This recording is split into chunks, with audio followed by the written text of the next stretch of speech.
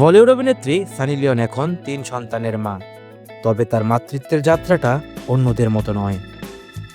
প্রথম কন্যা সন্তান এসেছেন দত্তকের মাধ্যমে, আর 2 যমজ ছেলে জন্ম নিয়েছে সারোগেসিতে। এ নিয়ে ভক্তদের মনে কেবল একটাই প্রশ্ন: কেন নিজে গর্ভধারণ করেননি সানি লিওন? উত্তর মিলল সম্প্রতি সোহা আলী খানের পডকাস্টে। সোহা আলীর সঞ্চালনার পডকাস্টে সানি খোলামেলা জানালেন, ছোটবেলা থেকেই সন্তান দত্তক নেওয়ার ইচ্ছা ছিল। সেই ভাবনা থেকেই স্বামী ড্যানিয়েল ওয়েবারকে নিয়ে 2017 সালে দত্তক নেন কন্যা নিশর কৌরকে।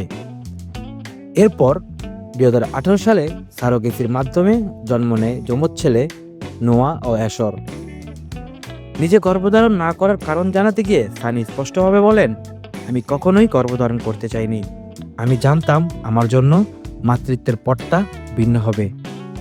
সানি আরও জানান, সারোগেসির মাধ্যমে মা হওয়ার সময় ওই নারীকে প্রতি সপ্তাহে একটি মোটা অঙ্কের টাকা দেওয়া হতো।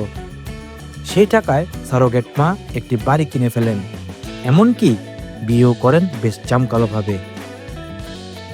সেই পডকাস্টে আরও উপস্থিত ছিলেন প্রসিদ্ধ স্ত্রীরোগ বিশেষজ্ঞ কিরণ।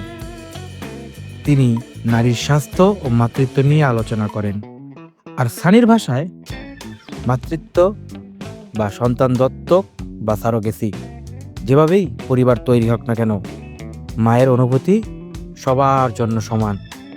ডেস্ক রিপোর্ট, বিনোদন ডেস্ক, খবরের দেশ।